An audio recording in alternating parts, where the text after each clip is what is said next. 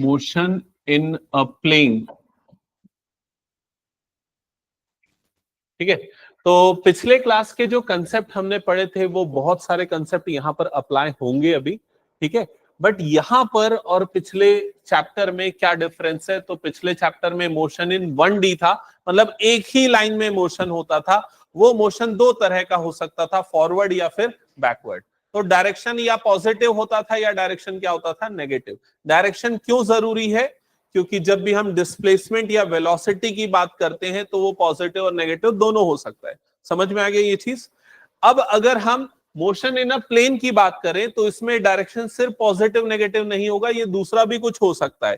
क्योंकि अगर आप लाइन में जा रहे हो तो लेफ्ट से राइट जाओगे या ऊपर से नीचे जाओगे, ये दो तरह का हो सकता है। तो पॉजिटिव और नेगेटिव दो ही डायरेक्शन काउंट होते हैं।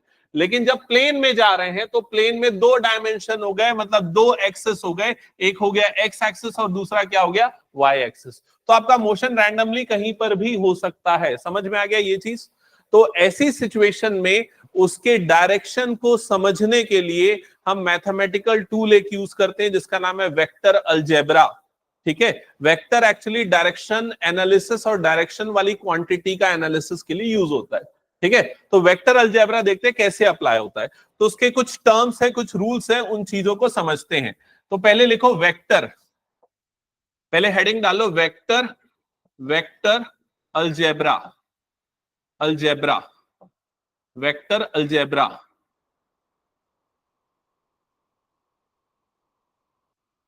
वेक्टर अलजेब्रा लिख लिया सबने?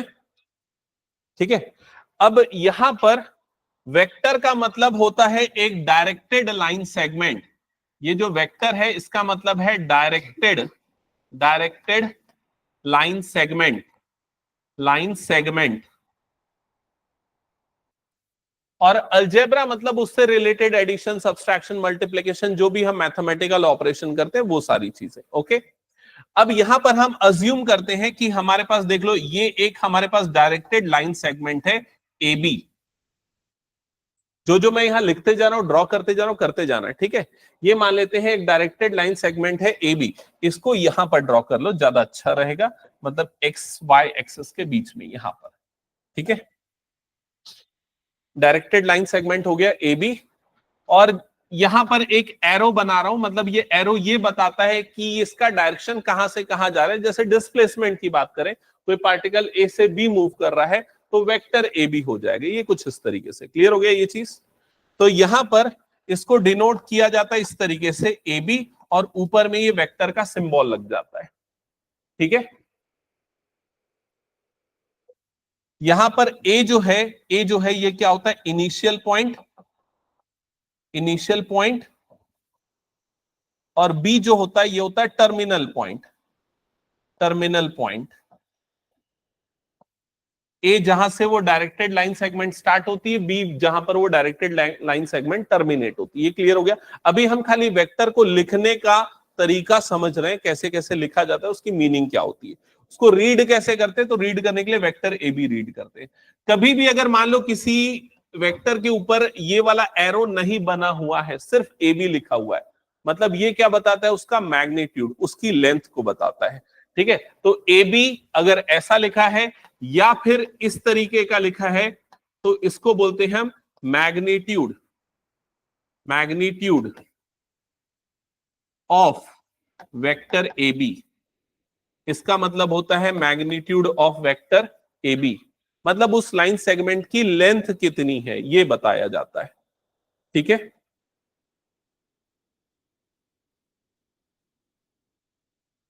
यहां तक सबने नोट डाउन कर लिया? ये जो मैग्नीट्यूड है ये हमेशा पॉजिटिव होता है, ये नेगेटिव नहीं हो सकता। Clear? Magnitude is always positive. Note कर लिया सबने? यहां लिखते जाओ, जो जो पॉइंट्स मैं बता रहा हूं ना, magnitude is always positive, it will never be negative. Next लिखो types of vectors, types of vectors. अब हम वेक्टर के टाइप्स समझते हैं, कौन कौन से टाइप्स होते हैं। टाइप्स ऑफ वेक्टर्स, इसमें सबसे पहला वेक्टर होता है नल वेक्टर या जीरो वेक्टर। पहला वेक्टर होता है नल वेक्टर या फिर उसको हम बोलते हैं जीरो वेक्टर, जीरो वेक्टर। तो ये एक ऐसा वेक्टर होता है जिसका इनिशियल और टर्मिनल पॉइंट दोनों सेम होता है, जैसे वेक्टर ए, मतलब जहां से इनिशिएट हुआ वहीं टर्मिनेट हो गया, तो ऐसा वेक्टर नल वेक्टर है। एक्चुअली ये पॉइंट के जैसा होता है, समझ में आया ये चीज। तो ए से स्टार्ट हुआ, ए पे ही खत्म हो गया, तो पॉइंट बना। और पॉइंट का मैग्नीट्यूड क्या होगा, उसकी लेंथ कितनी होगी, जीरो। उसका डायमेंशन ही नहीं होता, उसकी लेंथ ही नहीं होती, तो मतलब इसका मैग्नीट्यूड हमें क्या मिलेगा, जीरो मिलेगा। ठीक है, तो ये एक नल वेक्टर का एग्जांपल है, और नल वेक्टर का जो मैग्नीट्यूड होता है वो जीरो होता है। क्लियर हो गया ये चीज। ठीक है, और ये कैसे पता चलता है, इनिशियल और टर्मिनल पॉइंट सेम है, मतलब वो नल वेक्टर है। ओके, कई बार नल वेक्टर को ऐसे भी डिनोट किया जाता है, जीरो लिखते हैं और ऊपर में एक एरो बना देते हैं, मतलब ये नल वेक्टर होता है। ठीक है, सेकेंड लिखो unit vector, unit vector, unit vector ऐसा वेक्टर जिसका मैग्नीट्यूड 1 होता है, तो इसमें लिखना a vector with magnitude 1, a vector with magnitude 1 is called unit vector, is called unit vector.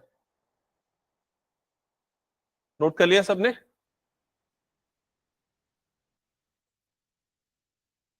तो यहां पर कुछ सिंबॉलिक फॉर्म में ये लिख लो, मान लेते हैं ये ए हो गया, ये बी हो गया, यहां पर ये एक एरो बन रहा है, इसका मतलब ए से बी जा रहा है, तो ये हमारा वेक्टर ए बी हो गया, है ना, वेक्टर ए बी। कई बार ऐसा न लिख के सीधे सीधे इसको नाम भी दे देते हैं, इसको नाम दे देते हैं, मान लो वेक्टर ए, ये इसका नाम हो गया। ठीक है, तो ऐसे भी रिप्रेजेंट करते हैं, वेक्टर ए बी या फिर वेक्टर ए, ये वो सेम वेक्टर है। अब अगर हम इसका मैग्नीट्यूड निकाले, मतलब magnitude of vector A B निकाले, या फिर मैग्नीट्यूड ऑफ वेक्टर ए निकाले, और उसकी वैल्यू 1 आए, तो ऐसे वेक्टर को हम यूनिट वेक्टर बोलते हैं। मैग्नीट्यूड 1 तो यूनिट वेक्टर। ठीक है, अब ये इंपॉर्टेंट होता है, ये खास होता है, इसलिए इसको डिनोट करने के लिए एक अलग तरीका यूज करते हैं। अगर ए एक यूनिट वेक्टर है, if A is a unit vector, if A is a unit vector, तो हम इसको डिनोट करने के लिए उसके ऊपर ये सिंबल बना देंगे, ए, और ऊपर में ये जो कैप जैसा दिख रहा है ना, ये बना दिया हमने। तो इससे हमें पता चल जाएगा कि ये कौन सा वेक्टर है, यूनिट वेक्टर है, मतलब उसका मैग्नीट्यूड हमें क्या मिलने वाला है, 1 मिलने वाला है। क्लियर हो गया ये चीज। नेक्स्ट लिखो, थर्ड, को इनिशियल वेक्टर, को इनिशियल, को इनिशियल वेक्टर, को इनिशियल वेक्टर, नाम से क्लियर है, ऐसे वेक्टर जिनका इनिशियल पॉइंट क्या होता है, कॉमन होता है या फिर सेम होता है। ठीक है, तो इसमें लिख दो vectors with same initial point, vectors with same initial point.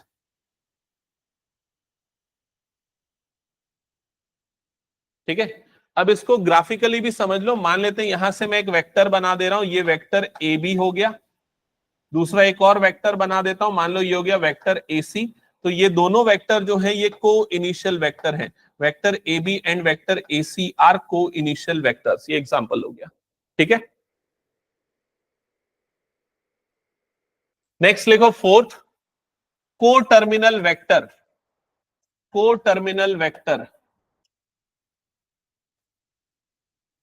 को टर्मिनल वेक्टर, तो नाम से क्लियर होगा, टर्मिनल पॉइंट दोनों का क्या होता है, कॉमन या फिर सेम।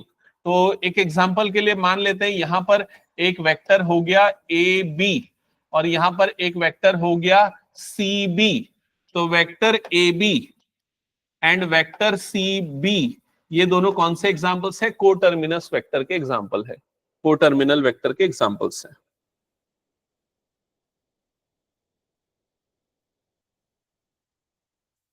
यहां तक हो गया सबका। नेक्स्ट लिखो collinear vector, collinear vector, fifth है कोलीनियर वेक्टर।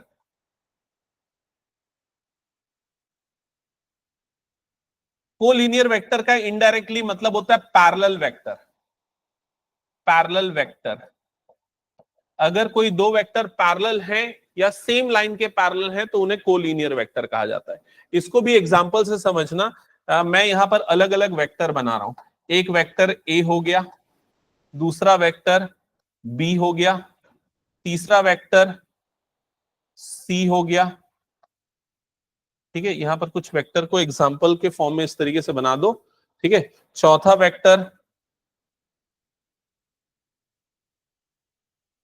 वेक्टर डी हो गया। हाँ,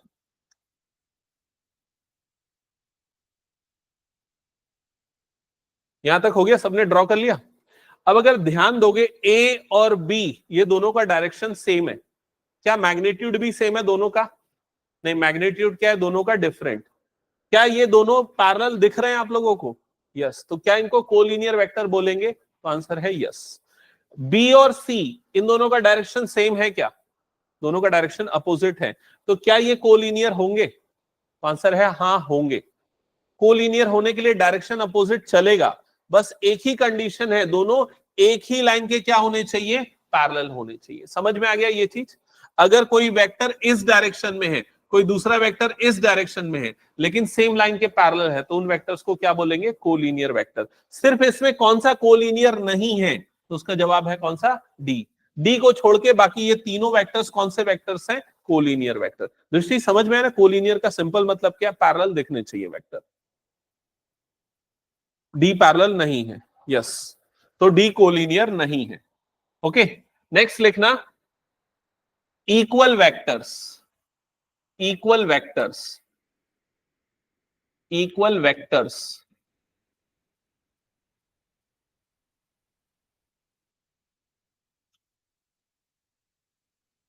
इक्वल वेक्टर्स, इसके लिए भी हम एक एग्जांपल से समझते हैं।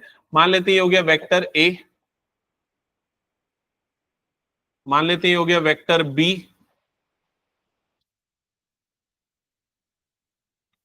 और मान लेते हैं ये हो गया तीसरा वेक्टर सी। तीसरा वेक्टर सी। हाँ, क्या ये तीनों वेक्टर आपस में इक्वल हैं या फिर सिर्फ दो आपस में इक्वल है? ये मेरा पूछने का सिंपल सा मतलब है। ए और बी इक्वल है, क्यों इक्वल है? क्योंकि दोनों का मैग्नीट्यूड आपस में क्या है? इक्वल। दोनों का डायरेक्शन क्या है? सेम। ए और सी इक्वल है क्या? तो आंसर है नहीं। दोनों का मैग्नीट्यूड भले ही सेम हो, लेकिन दोनों का डायरेक्शन क्या है? अपोजिट।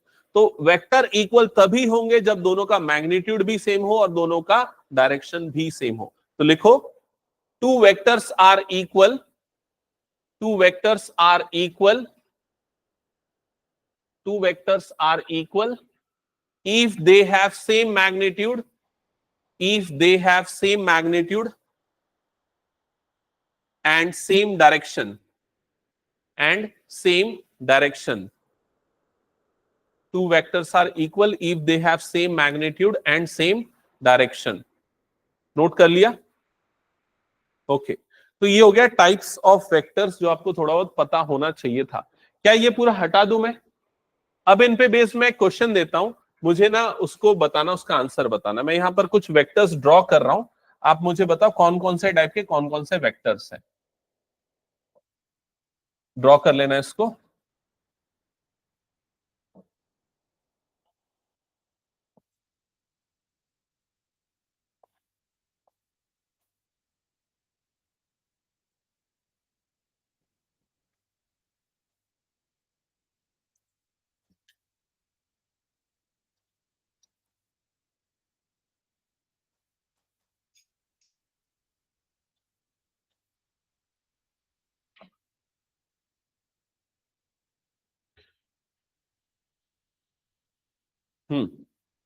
तो यहां पर टोटल आपको 4 वेक्टर दिख रहे हैं, ए बी सी और डी। हमने अलग अलग टाइप के वेक्टर्स पढ़े हैं। अब जिससे पूछूंगा वही आंसर करना है इसका, ठीक है? पहला है वैष्णवी, इसमें ये बताओ को इनिशियल वेक्टर कौन से हैं? किन वेक्टर्स को को इनिशियल वेक्टर्स बोलेंगे? Vector A and vector D R coinitial vector, क्योंकि दोनों का इनिशियल पॉइंट क्या है? सेम। दोनों सेम जगह से ओरिजिनेट हो रहा है। वैभवी, को टर्मिनल वेक्टर कौन से हैं? वेक्टर बी और वेक्टर सी। नहीं, वेक्टर सी और वेक्टर डी, ये दोनों वेक्टर कौन से हैं? को टर्मिनल वेक्टर। समझ में आ गई ये चीज? दृष्टि, कोलीनियर वेक्टर कौन से हैं? कोलीनियर, कोलीनियर का मतलब क्या होता है? पैरेलल। कौन कौन से हैं?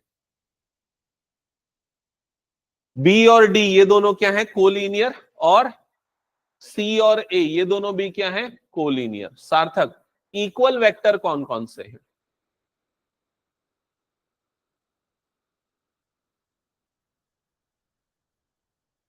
इक्वल के लिए क्या कंडीशन होती है? डायरेक्शन भी सेम और मैग्नीट्यूड भी सेम। हाँ, हिमांशु बता रहा है। ए और डी और बी, तो डी और बी ये दोनों क्या होंगे? इक्वल, क्योंकि देखो दोनों का डायरेक्शन सेम, मतलब दोनों पैरेलल हैं, और दोनों का मैग्नीट्यूड भी सेम है। अच्छा, डायरेक्शन सेम पैरेलल होने पे जरूरी नहीं है कि डायरेक्शन सेम हो। पैरेलल तो ये दोनों भी हैं, लेकिन दोनों का डायरेक्शन क्या है? यहाँ पर अपोजिट है। क्लियर हो गया ये चीज? ठीक है, तो यहां पर इसका सही जवाब है बी और डी ये दोनों इक्वल वेक्टर्स हैं। क्या ये हटा दो? हो गया तो सभी का। चलो नेक्स्ट। नेक्स्ट एक क्वेश्चन नोट करो, उसको ग्राफिकली ड्रॉ करके बताना। क्वेश्चन है displacement of 20 metre, displacement of 20 metre 30 degree west of north, 30 degree west of north.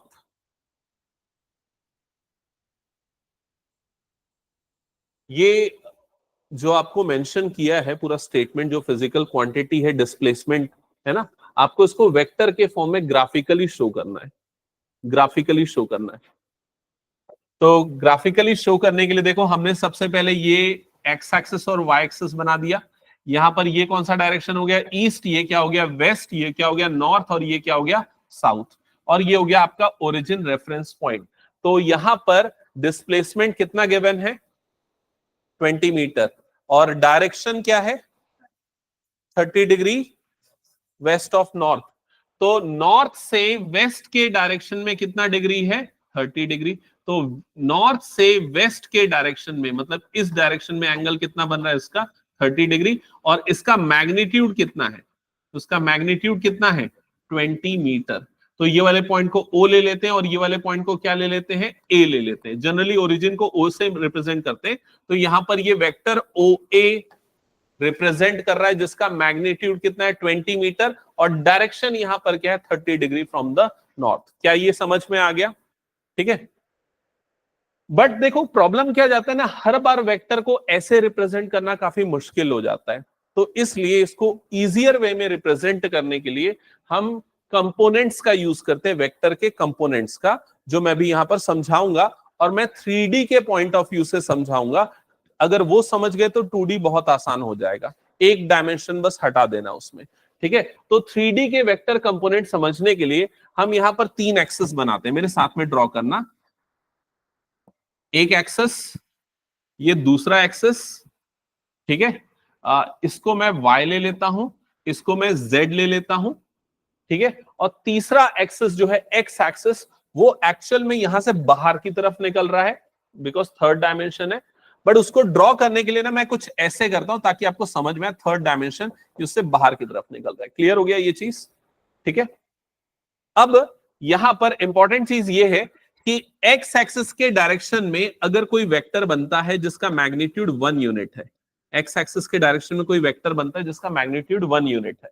ठीक है, मतलब वो एक पॉइंट जो होगा, ये वाला पॉइंट को हम किससे डिनोट करेंगे? ओ से, ओरिजिन से। तो ये वाला जो पॉइंट है, मान लेता हूं मैं इसको किससे डिनोट कर रहा हूं? ए से डिनोट कर रहा हूं। अब यहां से 1 यूनिट के डिस्टेंस पे है, तो इसका जो कोऑर्डिनेट होगा वो क्या हो जाएगा? 1,0,0। ठीक है, अब ये 1,0,0 का मतलब क्या है समझना।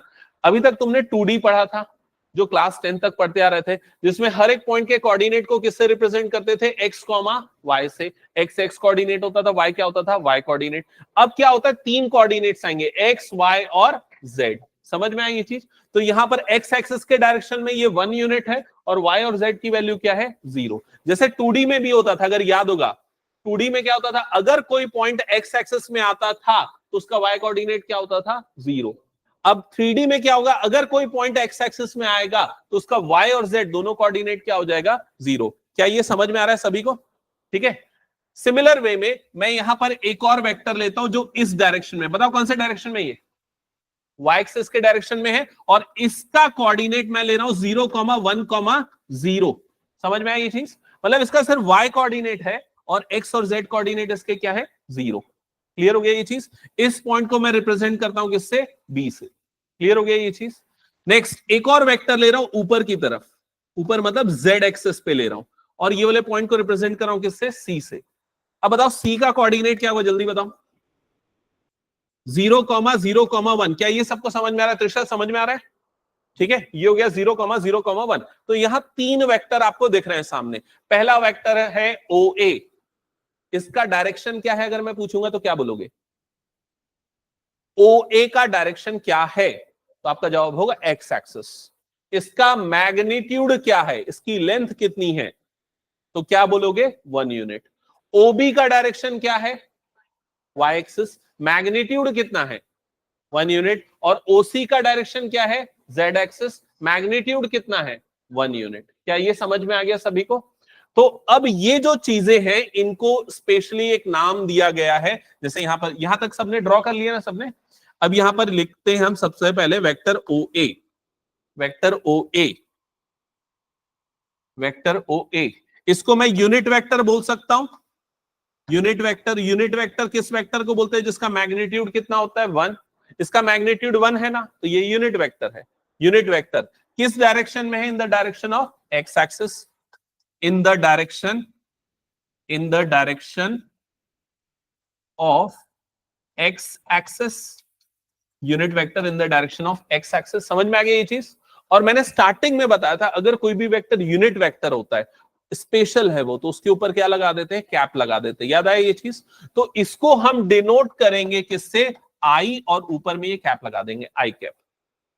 ठीक है, मतलब कभी भी आई कैप दिख जाएगा आप समझ जाओगे यूनिट वेक्टर कौन से डायरेक्शन में, एक्स एक्सिस के डायरेक्शन में। उसी तरीके से वेक्टर OB क्या है, वेक्टर OB क्या है, unit vector in the direction of y axis, और इसको डिनोट करेंगे j कैप से। ठीक है, सिमिलर वे में OC, वेक्टर OC क्या है, तो ये भी है यूनिट वेक्टर, लेकिन इसका डायरेक्शन कौन सा है, z एक्सिस, और इसको हम किससे डिनोट करेंगे, k कैप से। क्या ये चीज सबको समझ में आ गई?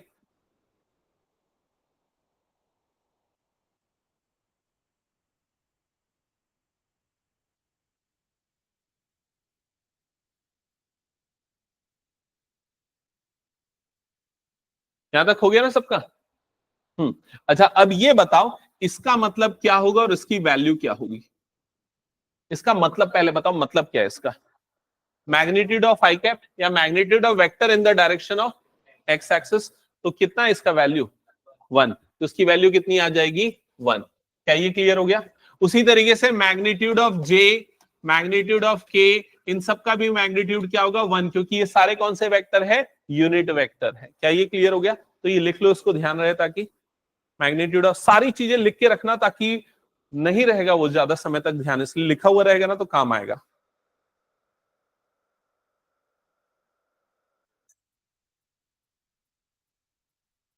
ओके, यहां तक हो गया सबका? हाँ, अब देखो मैं कुछ वेक्टर में ना अलजेब्रा, जैसे अभी मैंने जो टॉपिक स्टार्ट किया वेक्टर अलजेब्रा, अलजेब्रा मतलब एडिशन, सब्सट्रैक्शन, मल्टीप्लिकेशन, ये सब देखेंगे वेक्टर का। तो यहां पर अगर मान लेते हैं मेरे पास ये वेक्टर ए है, ग्राफिकली समझना, ये वेक्टर ए है, मैं इस वेक्टर को डबल कर रहा हूं, तो किससे मल्टीप्लाई करना पड़ेगा, 2 से।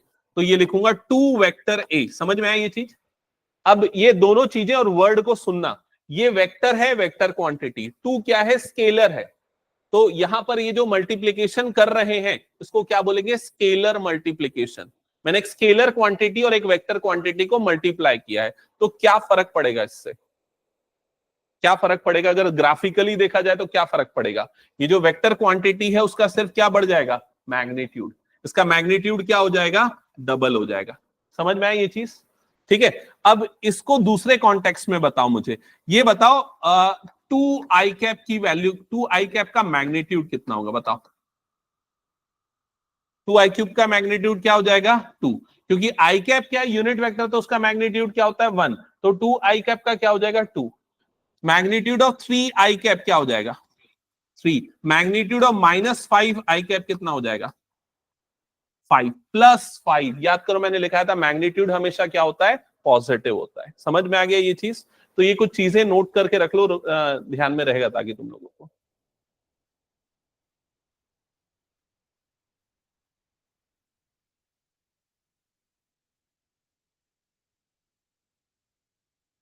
हो गया यहां तक सबका? हाँ, अब इसी वेक्टर को मान लो मैं नेगेटिव नंबर से मल्टीप्लाई करता, मान लो -2 से -2 से मल्टीप्लाई करता, तो क्या फर्क पड़ जाता? डायरेक्शन भी क्या हो जाता उसका चेंज, और मैग्नीट्यूड भी क्या हो जाता उसका डबल। समझ में आया कि नहीं? पहले मैग्नीट्यूड इतना था, अब मैग्नीट्यूड डबल हो जाएगा और डायरेक्शन क्या हो जाएगा उसका अपोजिट हो जाएगा। ठीक है, ओके। ये पूरा हटा दोगे, ये पूरा जो हो गया है?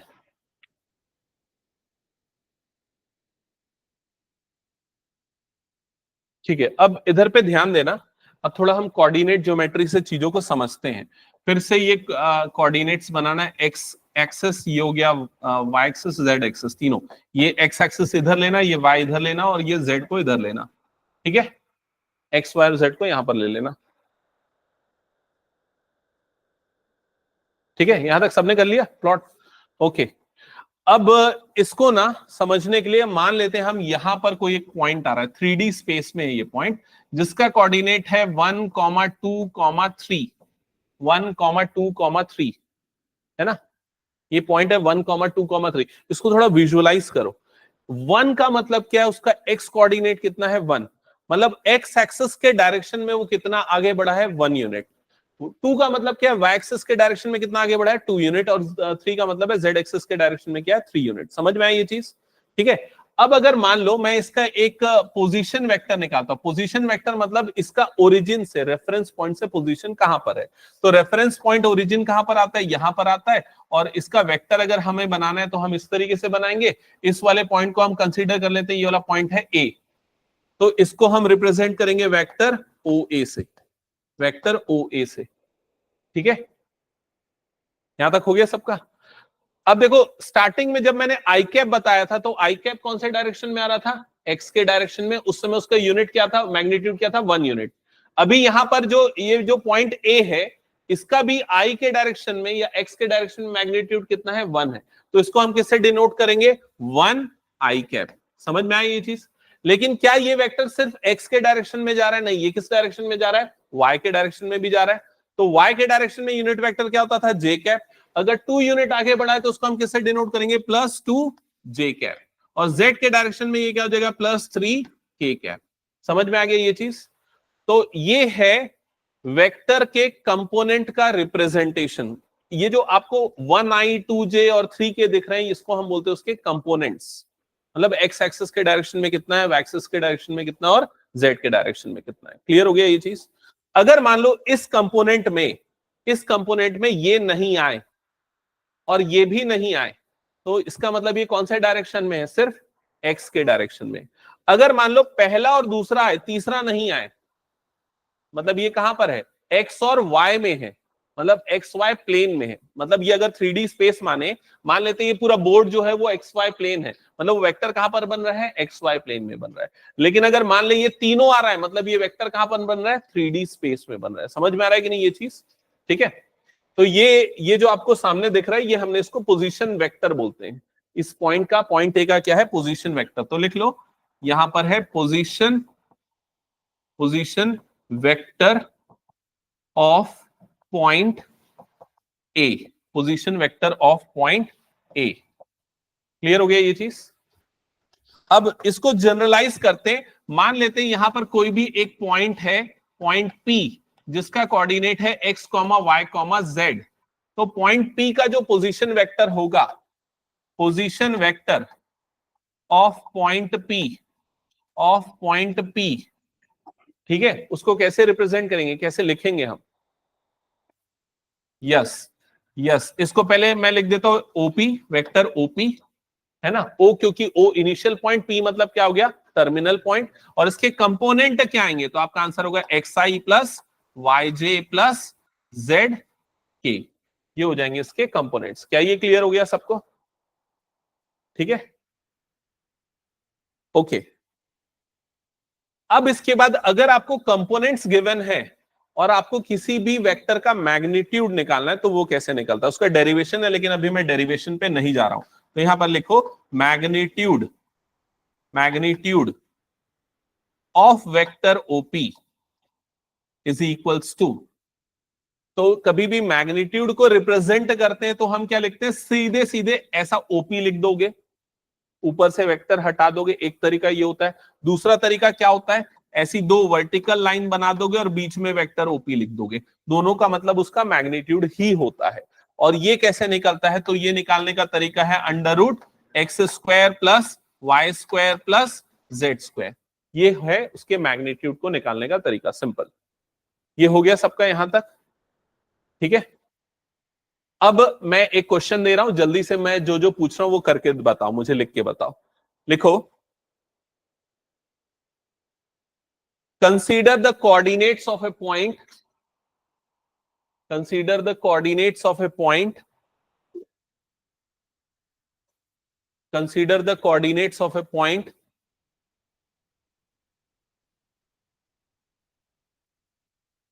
-3, -2, -5।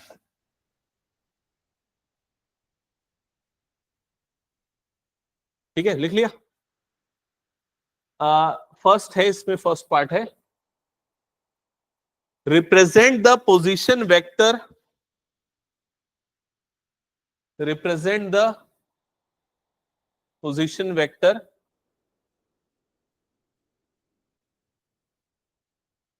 and also find its magnitude।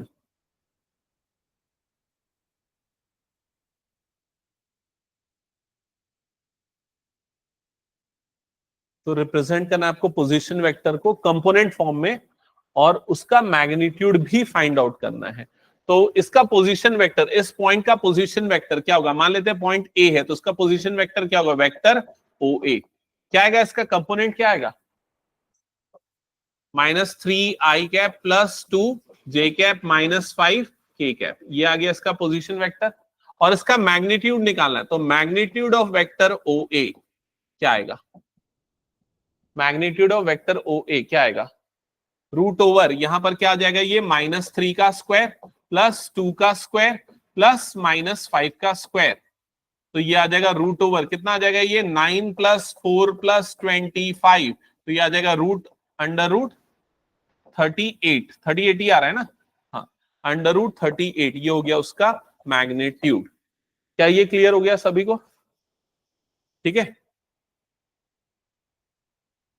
Okay. अब एक और दे रहा हूं मैं वेक्टर, ठीक है, मुझे बताने कौन से टाइप का वेक्टर है, ठीक है।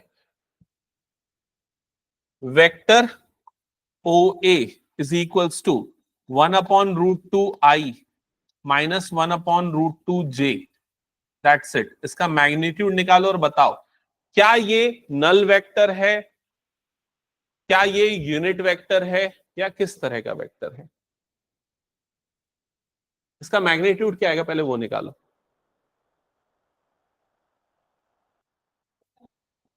मैग्नीट्यूड इसका 1 आएगा। मैग्नीट्यूड कैसे निकाला, सबने समझ में आया कि नहीं, कैसे निकाला इसका magnitude, vector O A, vector O ए का मैग्नीट्यूड निकालने के लिए रूट ओवर क्या करना है, आई वाले कंपोनेंट का स्क्वायर मतलब 1/√2 का स्क्वायर प्लस जे वाले कंपोनेंट का स्क्वायर मतलब क्या हो जाएगा, -1/√2 का होल स्क्वायर, तो ये कितना आ जाएगा रूट ओवर, ये हो जाएगा 1/2 + 1/2, तो रूट ओवर कितना आ जाएगा, ये 1/2 + 1/2 1 आएगा, और 1 का रूट कितना हो जाता है 1, तो ये कौन सा वेक्टर हो जाएगा, यूनिट वेक्टर। क्या ये क्लियर हो गया सबको, तो कम से कम वेक्टर को कंपोनेंट के फॉर्म में रिप्रेजेंट करना, उसका मैग्नीट्यूड निकालना, ये सबको क्लियर हो गया ना, ठीक है।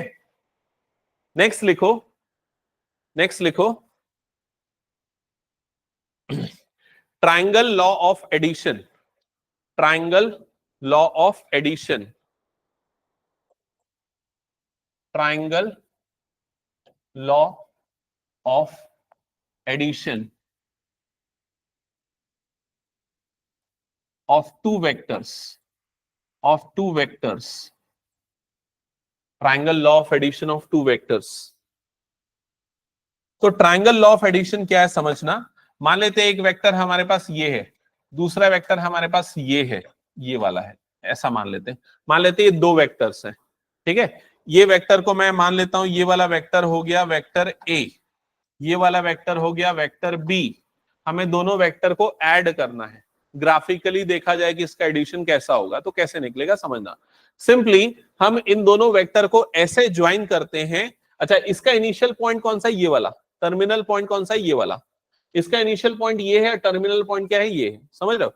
टर्मिनल पॉइंट को हेड मान लेता हूं और इसको क्या मान लेता हूं? टेल मान लेता हूं।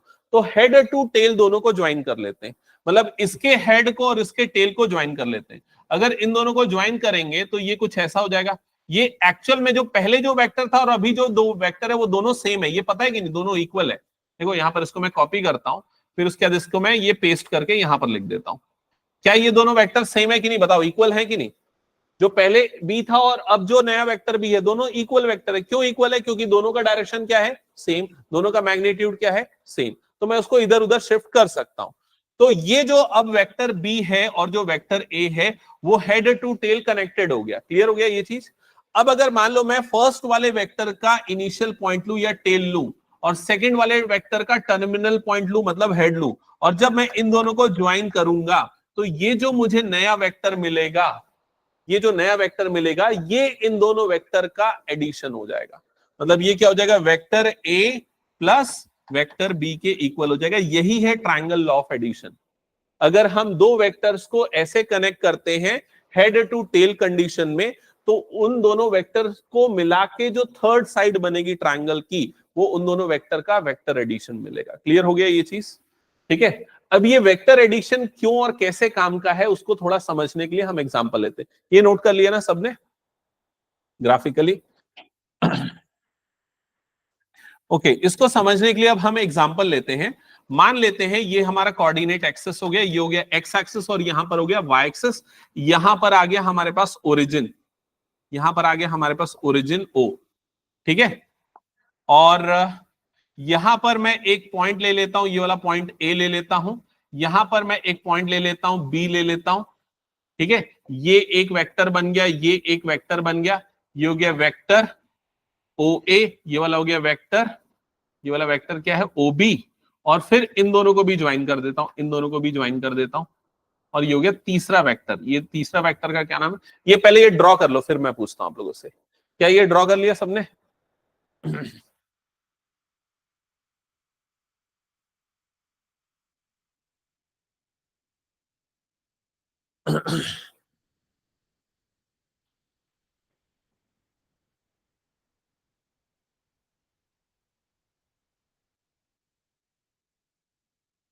ड्रॉ कर लिया सबने?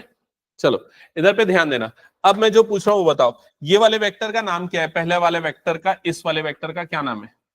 Vector O A. इस वाले वेक्टर का क्या नाम है? Vector O B. इस वाले वेक्टर का क्या नाम है?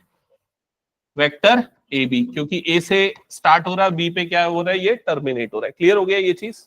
ठीक है। अब अगर इसमें मैं ट्राइंगल लॉ ऑफ एडिशन लगाऊं, ट्राइंगल लॉ ऑफ एडिशन, तो क्या होगा? देखो हेड टू टेल कौन सा कनेक्टेड है वो देखो। हेड टू टेल कौन सा कनेक्टेड है? ओ ए और ए बी। समझ में आ रहा है कि नहीं? तो ओ ए प्लस ए बी, इन दोनों का जो एडिशन है वो किसके इक्वल होगा? ओ ए प्लस ए बी का एडिशन किसके इक्वल हो जाएगा? ओबी के इक्वल आ जाएगा। तो ये किसके इक्वल आ जाएगा? वेक्टर ओबी के इक्वल। क्या ये समझ में आ गया? ठीक है। ये लिखो, लिखो साथ में लिखते जाना। मैं एक इंपॉर्टेंट चीज यहां डिराइव करा रहा हूं। O A plus A B is equal to कितना आ जाएगा? ओबी। अब ये ओ ए को मैं उधर शिफ्ट कर देता हूं, तो वेक्टर ए बी क्या हो जाएगा? ओ बी माइनस ओ ए। क्या ये समझ में आ गया सबको? ठीक है, लिख लिया सबने? हाँ। अब इसका मतलब समझो, ये है वेक्टर ए बी, है ना? और ये ओबी वाला वेक्टर का मतलब क्या है? क्या है? कहां है ओबी वेक्टर? दिख रहा है ओबी वेक्टर सबको? ओबी ये है। ओबी वेक्टर को हम क्या बोलेंगे? रिजल्टेंट। ठीक है, वो एडिशन करने से मिला, लेकिन उसकी पोजीशन के हिसाब से देखें तो बी का क्या है? वो पोजीशन वेक्टर। किसी अगर कोई भी ऐसा वेक्टर बनता है जो ओरिजिन से ज्वाइन करने से बनता है किसी पॉइंट को, तो उस वेक्टर को, उस पॉइंट का क्या बोलते हैं? Position vector. तो ओबी को हम क्या बोलेंगे? ओबी को हम बोलेंगे position vector of B. Position vector of B. उसी तरीके से OA को हम क्या बोलेंगे, पोजीशन वेक्टर ऑफ ए। तो यहां पर लिखो माइनस पोजीशन वेक्टर ऑफ ए। क्या ये समझ में आया? यहां तक हो गया सबका? अब आगे हम ये मान लेते हैं कि ए जो है, पॉइंट ए जो है, उसका कोऑर्डिनेट है x1, y1 और बी का कोऑर्डिनेट है मान लेते हैं x2, y2। क्लियर हो गया ये चीज? ठीक है। अब अगर मैं पूछूं भाई ये vector A B is equal to ये पोजीशन वेक्टर ऑफ बी क्या होगा, पोजीशन वेक्टर ऑफ बी क्या होगा, मतलब ये वाला वेक्टर क्या होगा? तो देखो थोड़ी देर पहले मैंने बताया था, 3D में बताया था कैसे निकलता है। ये थोड़ा सा रिवाइज करता हूं, रिकॉल कराता हूं। जैसे अगर P का पोजीशन वेक्टर चाहिए था, वेक्टर OP चाहिए था, ये लिखाया था ना, क्या था, xi plus yj plus zk। ये पोजीशन वेक्टर ऑफ P निकला। अभी मैं किसका पोजीशन वेक्टर पूछ रहा हूं यहां पर, B का पोजीशन वेक्टर पूछ रहा हूं। तो क्या हो जाएगा B का position vector, x2i plus y2j। अभी मैं 2 ही डायमेंशन ले रहा हूं, तीसरा आता तो क्या जाता z2k।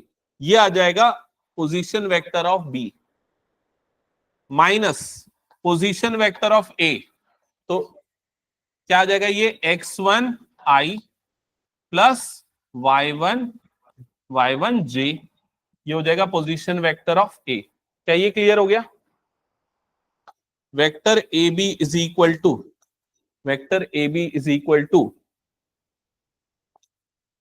अब देखो यहां पर क्या होता है, जैसे हम नॉर्मल अलजेब्रा में नहीं पढ़ते, एक्स वाला वेरिएबल एक्स वाले वेरिएबल से ही ऐड होता है, वाई वाला वेरिएबल वाई वाले वेरिएबल से ही ऐड होता है। वैसे ये वाला जो आई वाला कंपोनेंट है वो किससे ऐड या सब्सट्रैक्ट होगा, आई वाले कंपोनेंट से। समझ में आ रहा है ये चीज?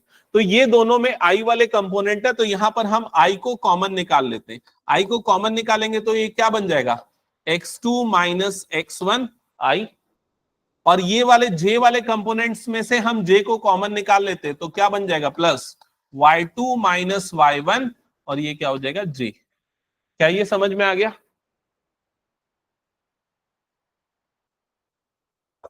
तो यहां जो आपको वेक्टर ए बी दिख रहा है, ये जो वेक्टर ए बी है, ये कोई भी दो पॉइंट को ज्वाइन करने से जो बना है वेक्टर, उसके कंपोनेंट को निकालने का सीधा सीधा फॉर्मूला है। समझ में आ गया ये चीज? ये फॉर्मूला को मैं इन सारे तरीकों से क्यों बताया, सीधे सीधे मैं ये बता सकता था, क्योंकि अगर क्वेश्चन घुमा फिरा के बोलेगा ना, तो आपको वर्डिंग समझ में आनी चाहिए कि अगर आपको वेक्टर ए बी निकालना है तो आपको ये भी पता होना चाहिए कि position vector of B minus position vector of A होता है। आपको ये भी पता होना चाहिए सीधे आप उसके कोऑर्डिनेट से निकाल सकते हो। कैसे निकाल सकते हो, x2 minus x1 I plus y2 minus y1 j। समझ में आ गया ये चीज? इस तरीके से अलग अलग तरीकों से निकाला जा सकता है, और ये निकालने के पीछे का जो बैकग्राउंड स्टोरी है वो कहां से आया, तो उसका आंसर है ट्राइंगल लॉ ऑफ एडिशन। क्या ये क्लियर हो गया? अब एक क्वेश्चन नोट करो। अच्छा, ये अगर 3D में हो जाएगा तो क्या बदल जाएगा, x2 minus x1 I plus y2 minus y1 j plus z2 minus z1 k। That's it, इतना ही डिफरेंस होगा। नोट करो, consider the coordinates of 2 points, consider the coordinates of 2 points A 2, 5, 3 and B -1, 3, -2. Consider the coordinates of 2 points A, ये हो गया, B ये हो गया। यहां तक नोट कर लिया? अब सबसे पहला पॉइंट लिखो, क्वेश्चन है find the position vectors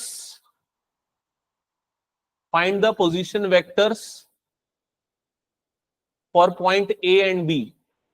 Find the position vectors for point A and B। लिख लिया? हाँ, क्या फाइंड करने बोल रहा है बताओ मुझे। Position vector of A and B, तो क्या निकालोगे, क्या लिखोगे, क्या वेक्टर OA। तो आपको क्या निकालना है, वेक्टर OA और वेक्टर OB। समझ गए ना ये चीज?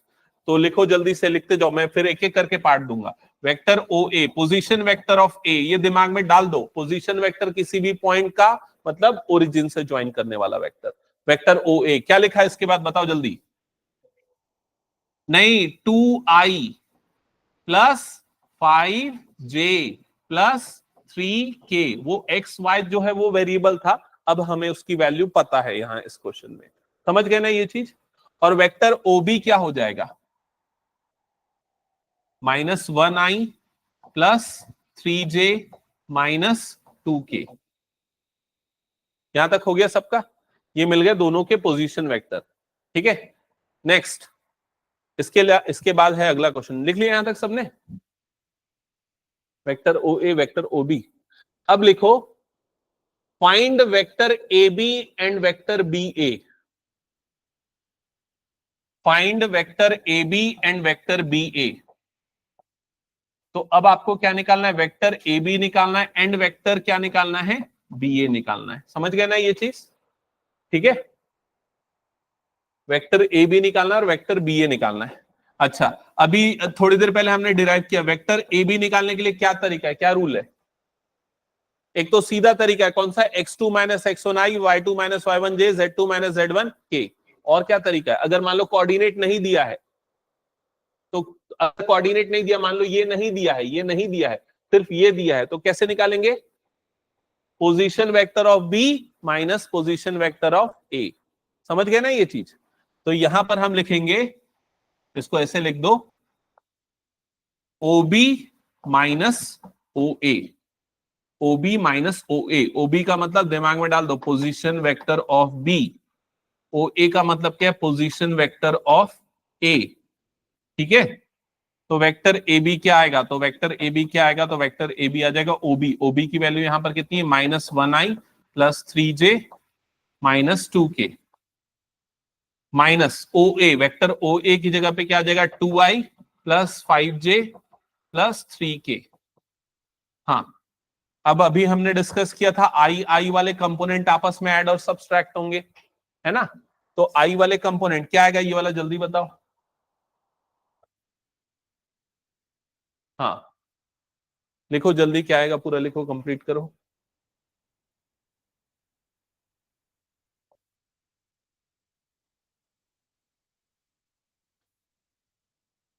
यहाँ ब्रैकेट ओपन होगा, सारी टर्म्स नेगेटिव हो जाएंगी, -2i -5j और ये हो जाएगा -3k। अब वेक्टर ए बी का कंपोनेंट क्या आएगा? तो -i और -2i, ये कितना बन जाएगा? -3i। ये आया सबका? जे वाला कंपोनेंट क्या आ रहा है? -2j और k वाला कंपोनेंट -5k। एक बार कंफर्म करो सबका यहां तक आ गया क्या? Vector A B. ठीक है, इसको डायरेक्टली कैसे, अगर कोऑर्डिनेट दिया रहता तो डायरेक्टली कैसे निकालते? देखो यहां से कैसे निकालते? x2 माइनस x1 i, -1 -2 कितना हो जाएगा? -3। y2 माइनस y1 j, तो कितना हो जाएगा? 3 माइनस 5 मतलब कितना हो जाएगा? -2। z2 माइनस z1 मतलब कितना हो जाएगा? -5k। समझ में आ गया सबको ये चीज? ये निकला वेक्टर ए बी। अब वेक्टर बी ए निकालो, वेक्टर बी ए। अब आपको वेक्टर बी ए निकालना है, तो वेक्टर बी ए निकालने के लिए क्या करोगे? ओ ए माइनस ओ बी। ओ ए माइनस ओ बी। ओ ए माइनस ओ बी, या ऐसे करके निकाल सकते हो, या दूसरा तरीका क्या कर सकते हो? ओ ए माइनस ओ बी मतलब यहां से निकाल सकते हो। कैसे निकाल सकते हो? ए का एक्स कोऑर्डिनेट माइनस बी का एक्स कोऑर्डिनेट मतलब कितना हो जाएगा? 2 माइनस ऑफ -1 मतलब कितना हो जाएगा? +1। तो कितना आ जाएगा ये? 3i। फिर अगला क्या हो जाएगा? 5 माइनस 3 मतलब कितना हो जाएगा? +2j। समझ में आ रहा है ना मैं क्या कर रहा हूं? प्लस ये क्या हो जाएगा? 2j। और थर्ड वाला क्या हो जाएगा इसका? 3 माइनस ऑफ -2 मतलब क्या हो जाएगा? +2 मतलब ये क्या हो जाएगा? +5k। क्या ये क्लियर हो गया? ये क्या निकला है? वेक्टर बी ए। अब इसको देखो, बी ए को देखो और ए बी को देखो, दोनों, क्या ये दोनों वेक्टर कोलीनियर वेक्टर हैं? क्या ये दोनों वेक्टर पैरेलल वेक्टर होंगे? तो हाँ होंगे। ए बी और बी ए दोनों एक ही है, बस डायरेक्शन बदल रहा है। समझ में आ रहा है कि नहीं? और क्या फर्क दिख रहा है दोनों में? दोनों में साइन बदल जा रहा है सारे कंपोनेंट का। क्या दोनों का मैग्नीट्यूड सेम आएगा या अलग आएगा? दोनों का मैग्नीट्यूड क्या आएगा? सेम आएगा। बताओ क्या आएगा मैग्नीट्यूड इसका? कैसे निकलेगा मैग्नीट्यूड और क्या आएगा इसका magnitude? Magnitude of vector A B निकालना है या magnitude of vector B A निकालना है, बताओ क्या होगा? Root over A square plus B square plus C square, या root over X square plus Y square plus Z square. तो 3 का स्क्वायर हो जाएगा 9, 2 का स्क्वायर हो जाएगा 4 और ये आ जाएगा 25, मतलब कितना आ जाएगा? Root over 38। क्या ये सबको समझ में आ गया? ठीक है,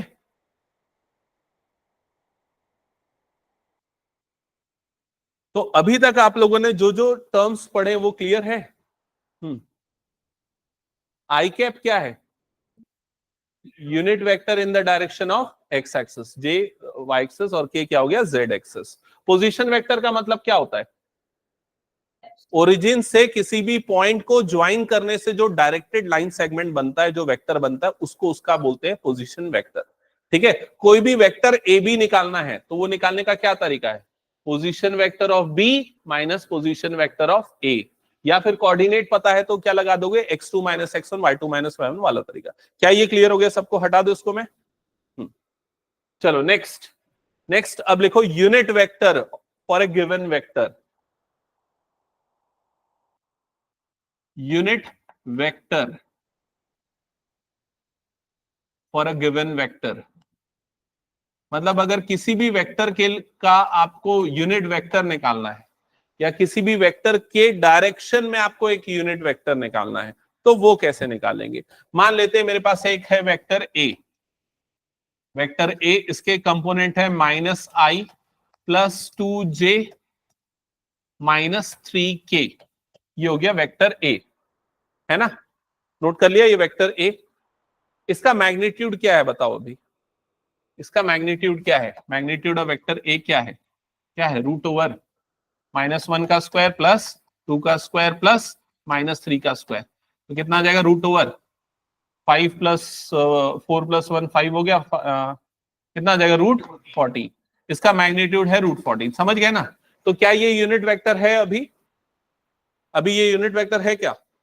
नहीं है। यूनिट वेक्टर कब होता? जब इसका मैग्नीट्यूड क्या होता? 1 होता। समझ में आ गया ये चीज? अगर इसका मैग्नीट्यूड 1 होता तो ये यूनिट वेक्टर बन जाता।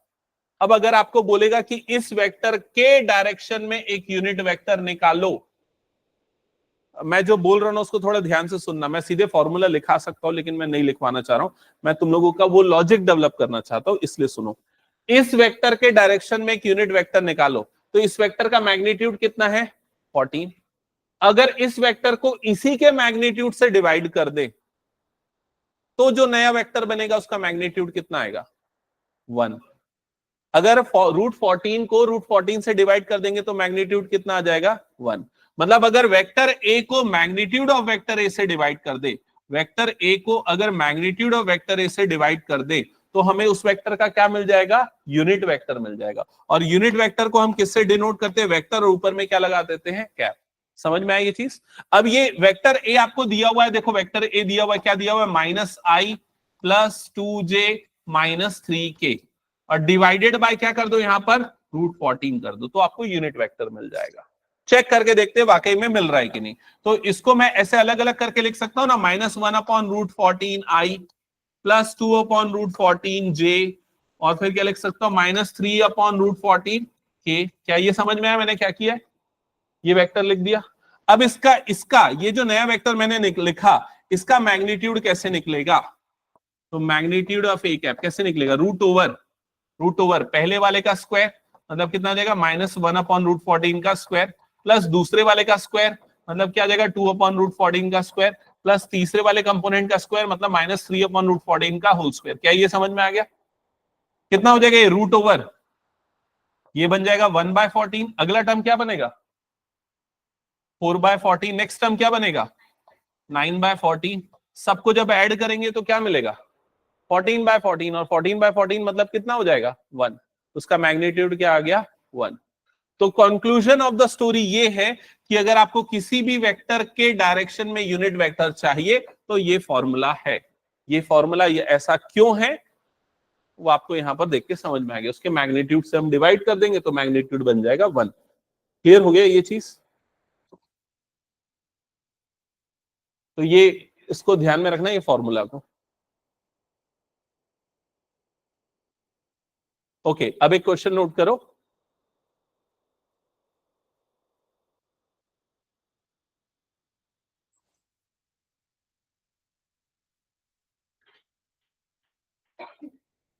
हो गया, हटा दो ना इसको मैं। हाँ, नोट करो question. Find a vector, find a vector formed by joining the points, find a vector formed by joining the points 2, 5, 3 and -1, -2, -7. Find a vector formed by joining the points 2, 3, 2, 5, 3 and this. ठीक है, इसके बाद देखो also find unit vector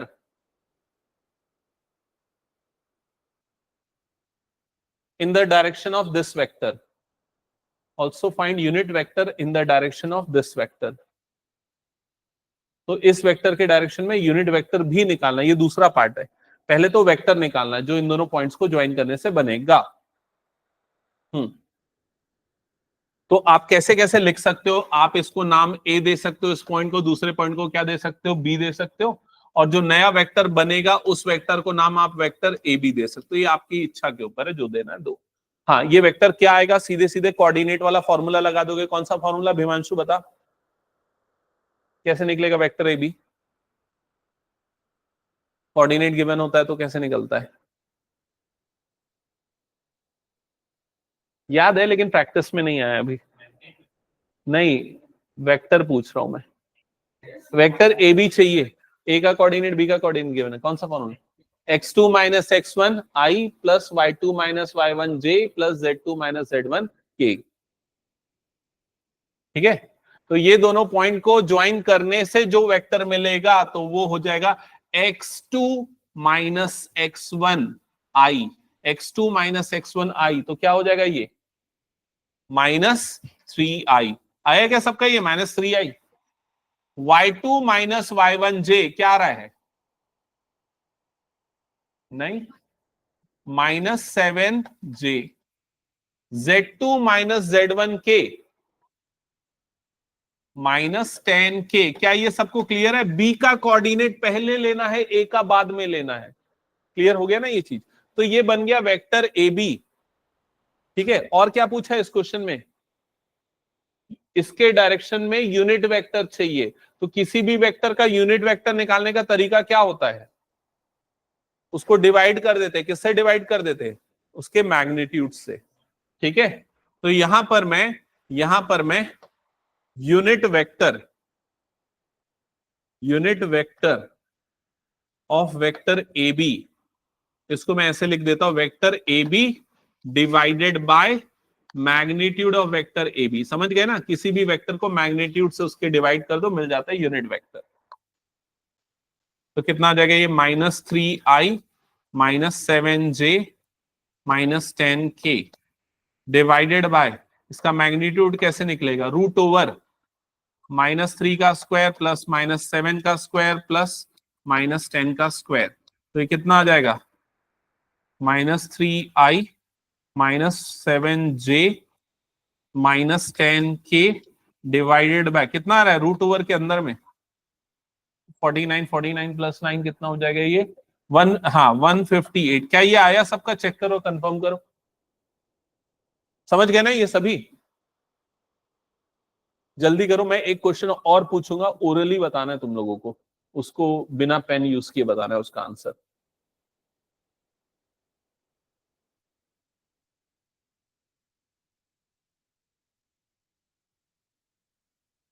हो गया? Note कर लिया सबने? अब मेरा नया क्वेश्चन सुनो ध्यान से।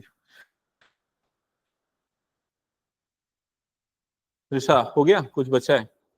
कर लोगे ना ये? थोड़ा सा वेट करो, सुन लो क्वेश्चन। दृष्टि, सुन लो क्वेश्चन। क्वेश्चन है, find a vector in the direction of vector formed by joining the points A and B with magnitude 5 units। मैंने क्या बोला उसको फिर से रिपीट करता हूं, ट्रांसलेट भी करता हूं।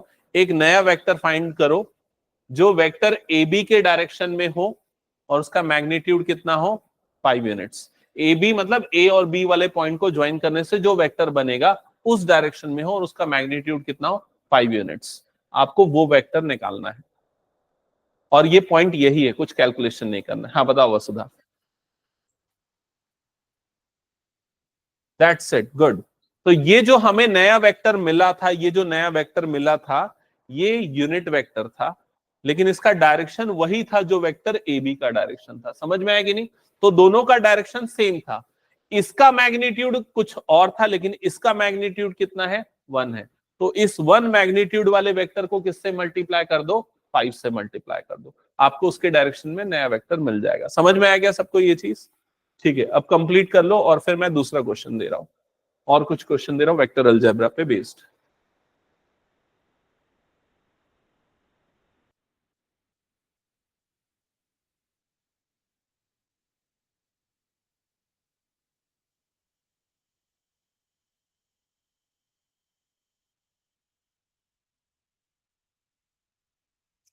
ओके, क्वेश्चन नोट करो, हटा दो उसको मैं। क्वेश्चन है,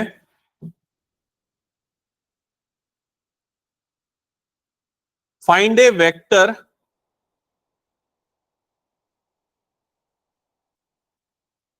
फाइंड ए यूनिट वेक्टर, लिखना find a unit vector in the direction of vector A plus B, in the direction of vector a plus b. It is given that vector a is equal to 2i minus j plus 2k and vector b is equal to minus I plus j minus k. Note किया? तो क्या find out करना है? Unit vector किसके direction में? a plus B के direction में। और आपको क्या गिवन है? वेक्टर a और वेक्टर b गिवन है। तो पहला स्टेप क्या होगा? पहला स्टेप क्या होगा? दोनों वेक्टर को क्या कर दोगे? ऐड कर दोगे। समझ में आई ये चीज? तो एक नया वेक्टर मिलेगा, उस वेक्टर को क्या नाम दे देना? वेक्टर सी नाम दे देना। समझ गए ना ये चीज? फिर उसका क्या निकाल लेना? Unit vector. कैसे निकालेंगे यूनिट वेक्टर? उसको डिवाइड कर देना उसके मैग्नीट्यूड से। कैलकुलेट कर लो जल्दी।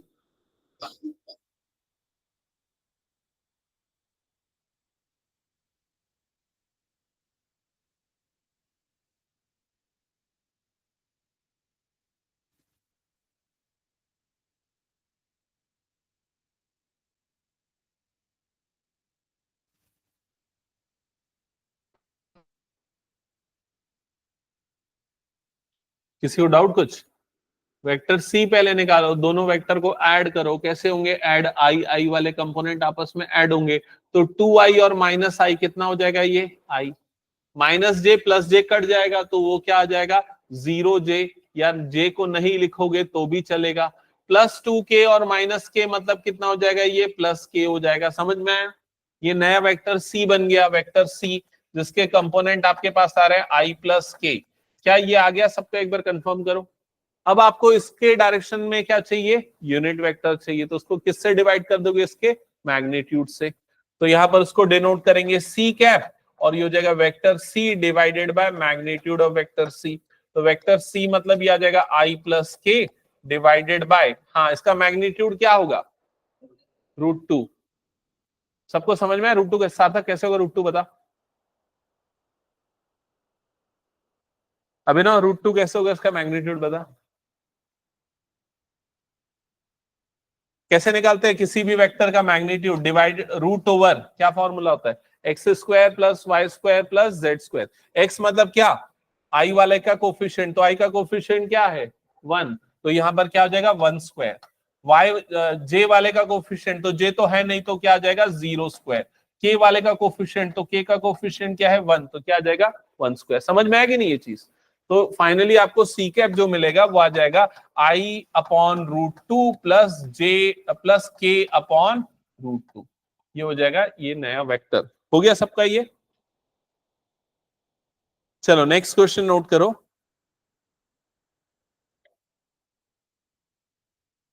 Find a vector find a vector in the direction of 5i minus j plus 2k which has magnitude 8 units. Question को लिखते समय ही दिमाग में उसको समझ लो क्या बोल रहा है। एक नया वेक्टर निकालना है जो इसके डायरेक्शन में हो और उसका मैग्नीट्यूड कितना होना चाहिए, 8 यूनिट्स होना चाहिए। ठीक है, तो क्या करोगे, पहला स्टेप क्या होगा, पहला स्टेप त्रिशा? किसको किसको पता है बताओ कैसे होगा?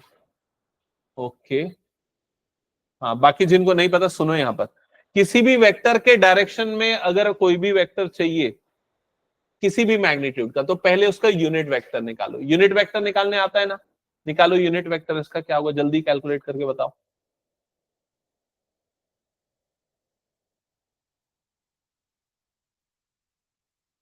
फाइव आई माइनस जे प्लस 2k, ये वेक्टर को किससे डिवाइड कर दोगे, उसके मैग्नीट्यूड से। क्या होगा इसका मैग्नीट्यूड, √5 स्क्वायर प्लस -1 का स्क्वायर प्लस 2 स्क्वायर। तो यह आ जाएगा 5i minus J plus 2k divided by कितना आएगा, √, कितना आ रहा है 30। ये वेक्टर निकाल लिया सबने, ये नया वेक्टर निकाल लिया है ना। अब ये वेक्टर क्या है, यूनिट वेक्टर। किसका यूनिट वेक्टर, ये वाले वेक्टर का क्या है, यूनिट वेक्टर। इसका मतलब दोनों का डायरेक्शन क्या है, सेम है, लेकिन इसका मैग्नीट्यूड कितना आ रहा है, 1 आ रहा है। अब इसका मैग्नीट्यूड आपको कितना चाहिए, 8 चाहिए। तो क्या करोगे, 8 से मल्टीप्लाई कर देंगे। समझ में आ गया ना सबको, ये 8 से मल्टीप्लाई कर दो, जो भी आएगा वो आपका फाइनल आंसर हो जाएगा। कंप्लीट कर लो जल्दी। तो इसका क्लियर हुआ। नेक्स्ट क्वेश्चन,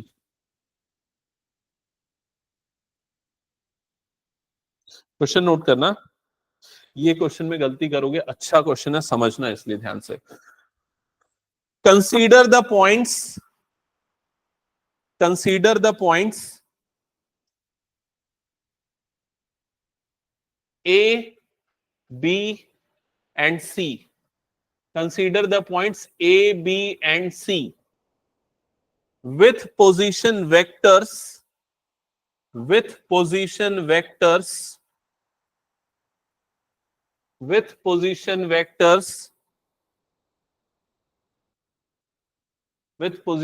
सामने मैं लिख रहा हूं, लिखना।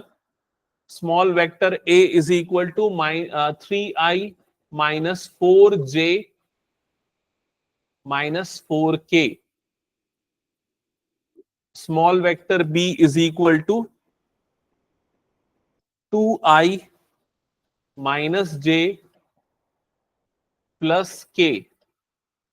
Small c is equals to i minus 3j minus 5k।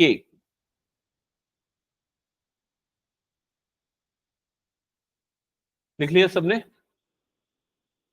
Right the name of triangle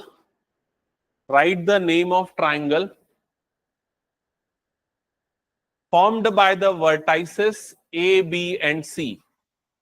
Write the name of triangle formed by the vertices A, B and C.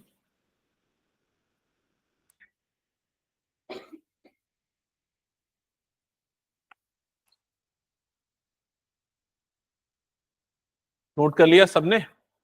तो पहले question को अच्छे से पढ़ो। क्या गिवन है, पहली लाइन में A, B, C 3 पॉइंट्स है ना। फिर 3 वेक्टर दिए हैं, ठीक है। और आपको A, B, C इन तीनों पॉइंट को ज्वाइन करने से जो ट्राइंगल बनेगा, आपको उसका नाम बताना है, कौन से टाइप का ट्राइंगल है। आइसोसेलेस है, इक्विलेटरल है, स्केलन है, राइट एंगल है, कौन सा ट्राइंगल है, ये बताना है। क्लियर हो गया ये चीज? अब गलती कहां पर करोगे पता है तुम लोग, ये बताओ, ये जो वेक्टर दिए हैं ये एक्चुअल में कौन से वेक्टर है? वेरी गुड, OA, OB और OC। एक्चुअल में ये पोजीशन वेक्टर है। समझ में आ रहा है कि नहीं ये चीज? तो अगर मान लो ये ट्राइंगल कुछ ऐसा बन रहा है, यहां पर मान लो ए है, यहां पर मान लो बी है, और यहां पर क्या है मान लेते हैं सी है, और ओरिजिन अगर मान लेते हैं यहां पर कहीं है, इमेजिन करवा रहा हूं, तुम लोगों को ड्रॉ करने की जरूरत नहीं है। मान लो ओरिजिन यहां पर है, ओ यहां पर है, तो ये वाला जो वेक्टर है ये कौन सा वेक्टर है, ओ ए, जो जिसको इसने किससे डिनोट किया है, स्मॉल वेक्टर ए से डिनोट किया, जो ए का पोजीशन वेक्टर है। समझ रहे हो कि नहीं ये चीज? ये वाला जो वेक्टर है, ये वाला जो वेक्टर बनेगा पोजीशन वेक्टर ऑफ बी, जिसको इसने किससे डिनोट किया है, वेक्टर बी से किया है। समझ में आ रहा है ये चीज? और वैसे ही ओसी, ये तीन चीज दिए हुए। अगर तुमको इस ट्राइंगल का टाइप बताना है, कौन से टाइप का है, आइसोसेलेस है, इक्विलेटरल है, कौन से टाइप का है, तो तुम लोगों को क्या चाहिए, उसके साइड की लेंथ चाहिए, मतलब तुमको ए बी की लेंथ चाहिए। समझ में आ रहा है कि नहीं ये चीज? और ए बी की लेंथ कैसे मिलेगी, वेक्टर ए बी निकालना पड़ेगा, और फिर उसका क्या निकालना पड़ेगा, मैग्नीट्यूड निकालना पड़ेगा। समझ में आ रहा है ये चीज? तो आप वेक्टर ए बी निकालो, फिर उसका मैग्नीट्यूड निकालो, वैसे ही वेक्टर बी सी निकालो, फिर उसका मैग्नीट्यूड निकालो, ऐसे करके तीनों वेक्टर निकालो, फिर तीनों के क्या निकालो, मैग्नीट्यूड निकालो, और फिर डिसाइड करो कौन सा ट्राइंगल है। ठीक है, जिनको समझ में आया स्टार्ट करो, जिनको और फर्दर हिंट चाहिए सुनो। वेक्टर ए बी निकालना है, तो वेक्टर ए बी कैसे निकलेगा, तो वेक्टर ए बी निकालने के लिए मैंने थोड़ी देर पहले लिखाया था, क्या लिखाया था, इसलिए याद भी करा रहा था, position vector of B minus position vector of A. याद है, position vector of B minus position vector of A. तो बी का पोजीशन वेक्टर क्या है, ये आपको दिया हुआ है।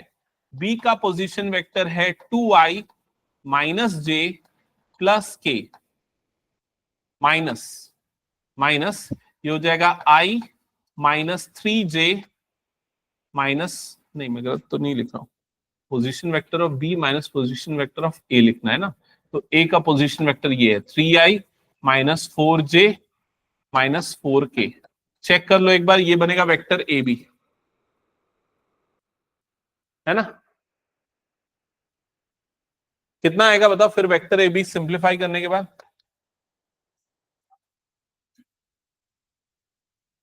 हाँ ठीक है, करो करो जल्दी सॉल्व करो।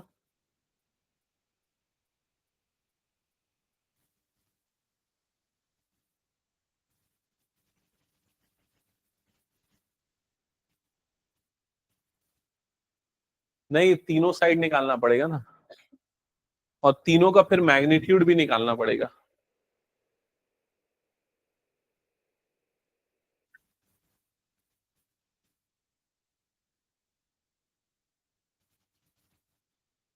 कुछ डाउट सार्थक इसमें?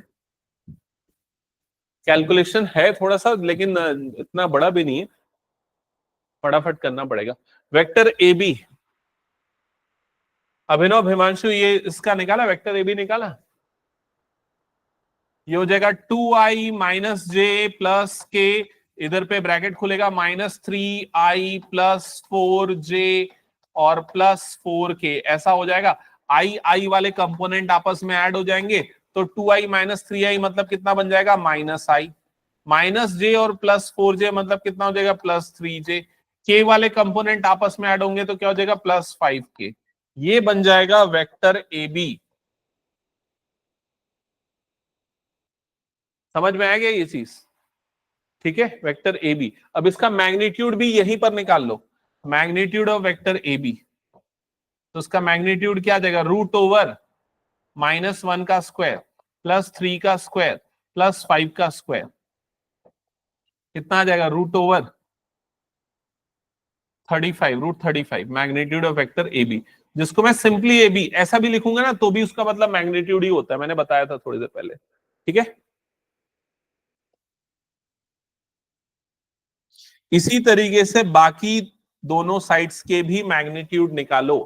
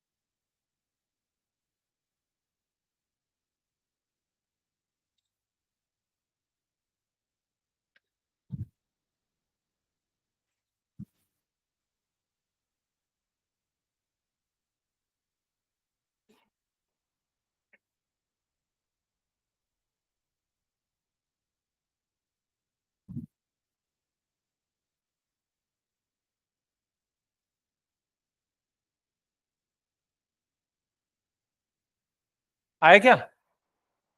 हाँ, वेक्टर ए बी। अब ये बताओ, वेक्टर बी सी निकाला क्या? वेक्टर बी सी किसने किसने निकाले हैं? वेक्टर बी सी। ओके, हो गया। हाँ, सी बी सी निकालने के लिए सी माइनस बी क्या होगा बताओ, क्या है त्रिशा टर्म्स?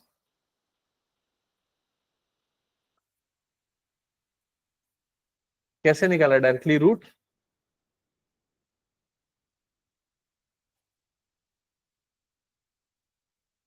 अच्छा, एक मिनट पहले देख लेना। सी माइनस बी मतलब ये कितना आ जाएगा? माइनस आई प्लस -2j, और ये आ जाएगा -6k। ये आया होगा। फिर इसका मैग्नीट्यूड निकाला होगा, magnitude of vector B C. ये कितना आ रहा होगा? √1 + 4 + 36, है ना? तो ये आ रहा होगा √41। ये आया क्या √41? क्या गलती किया? ओके, बाकी सबका आया। अब ये बताओ, vector A B B C हो गया, वेक्टर सी ए निकाला क्या? वेक्टर सी ए, ये कितना आएगा? सी ए के लिए ए माइनस सी करेंगे ना, तो ए माइनस सी मतलब 3 - 1 मतलब 2i। -2i नहीं, ये 2i। अगर सी ए निकाल रहे हो, ए सी निकाल रहे हो तो -2i, है ना? मैं सी ए निकाल रहा हूं तो ऐसा लिख रहा हूं, ए माइनस सी। तो ये कितना हो जाएगा? -4 और +3 मतलब कितना हो जाएगा? -j। -4 और +3 मतलब j, और -4 और +5 मतलब क्या हो जाएगा? +k। एक बार चेक करो, सी ए आया क्या सबका? समझ में आ रहा है ना? अभिनव सार्थक कैसे निकल रहा है, समझ रहे हो ना? हाँ। अब इसका मैग्नीट्यूड कितना आएगा? मैग्नीट्यूड ऑफ वेक्टर सी ए कितना आ जाएगा? √4 + 1 + 1 मतलब कितना आ जाएगा? ये √6। ये सी ए। अब बताओ कौन से टाइप का ट्राइंगल बन रहा है? हाँ, कौन से टाइप का? अब तो तीनों साइड भी मिल गई ना। एक है √6, एक है √35 और एक है √41। कौन से टाइप का ट्राइंगल है? Scalene, right angle triangle. कैसे राइट एंगल ट्राइंगल? देखो यहां पर सबसे बड़ी वाली साइड का स्क्वायर h² कितना हो जाएगा? ये 41। बाकी दोनों साइड के स्क्वायर का सम, तो इसका स्क्वायर कितना हो गया? 35, और इसका स्क्वायर कितना हो गया? 6। 35 + 6 मतलब कितना आ गया? 41। समझ गए ना सभी? तो अब मैं इस क्वेश्चन का स्टार्ट कहां से था, पहले आपको क्या दिया बताओ, थोड़ा सा रिकॉल करो, क्योंकि मैं एक और क्वेश्चन देने वाला भी बनाना है तुम लोगों को। ठीक है, क्वेश्चन का स्टार्ट था, आपको 3 वर्टेक्स गिवन थे, और तीनों वर्टेक्स के क्या गिवन थे? पोजीशन वेक्टर्स गिवन थे। फिर आपको तीनों साइड्स निकालनी थी, और साइड्स का मैग्नीट्यूड निकालना था, फिर डिसाइड करना था कौन सा ट्राइंगल बन रहा है। क्लियर हो गया ये चीज? एक नेक्स्ट क्वेश्चन नोट करो।